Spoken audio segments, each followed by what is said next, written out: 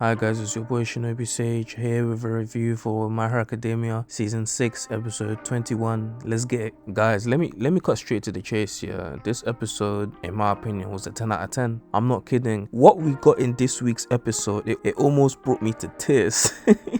The music, the animation, the emotion.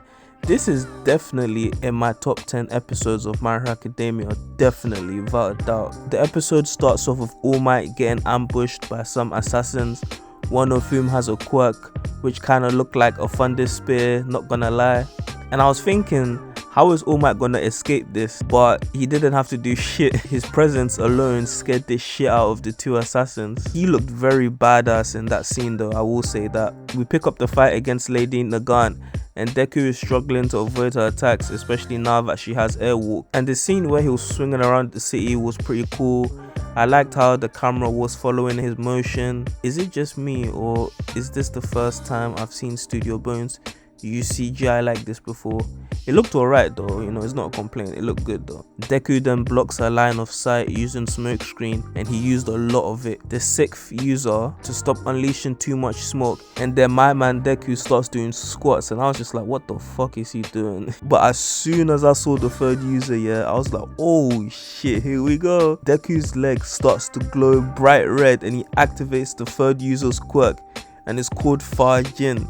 And guys, even when I heard the name of the quirk, it sounded like a martial art or something. But this man jumped through a building using smoke screen as a cover to grab a hold of Lady Nagant.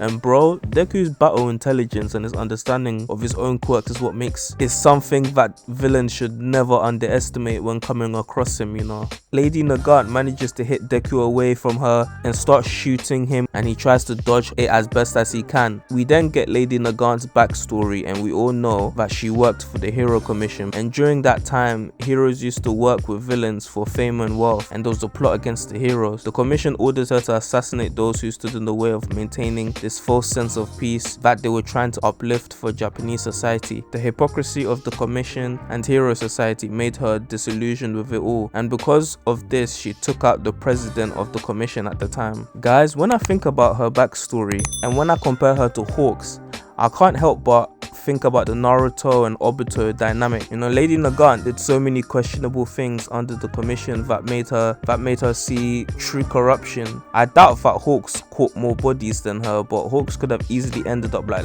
Lady Nagant and become a villain, especially with his upbringing. But I think the difference between the two has to do with All Might and, in a way, One for All's influence over Japan. The existence of One for All and people like All Might and DEKU, that's the thing that brings hope and the possibility of putting a stop to the greatest villain in All for One. And that's what brings hope to Hawks and all of the other heroes who continue to fight on. She continues her onslaught on DEKU, but he's now dodging her attacks more effectively. Chisaki appears and DEKU spots him, and Lady Nagant grows a huge ass arm gun and aims it at Chisaki. This is when guys, this man stored up all of the kinetic energy in his legs, and he combines it with 45% One for All, and that gave him immense speed, like faster than a bullet.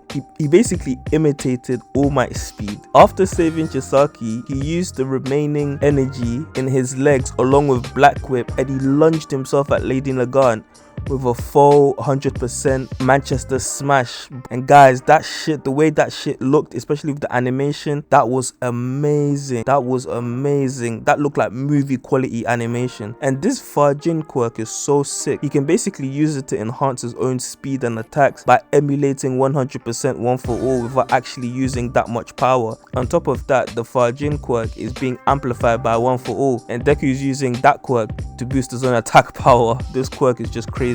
He defeats Nagant, but All for One placed like some sort of bomb or explosion quirk inside her, which made her blow up, and that's just disgusting, man. Just because she failed the job. As she falls, she's caught by Hawks, who is then assisted by DEKU. Lady Nagant then gazes upon both of the heroes, and seeing hope in each of their eyes, he then tells them the location of All for One. Endeavor arrives back on the scene with Chisaki. All Might pulls up just to see how DEKU is doing, and is told by Endeavor to call the ambulance for Lady Nagant. Guys, this was a fantastic episode, man. The scene when Lady Nagant got blown up was emotional as fuck. I really hope that she isn't dead because I want her to get her redemption. Not only was the animation S tier, but even the new OSTs we heard in this episode were very good as well. Deku's new Farjin quirk was a real joy to watch, and if the third user's quirk is good like this, I can't imagine what the second user's one is gonna be like. If you guys enjoyed the video, please like, share and subscribe, and until next week, stay blessed.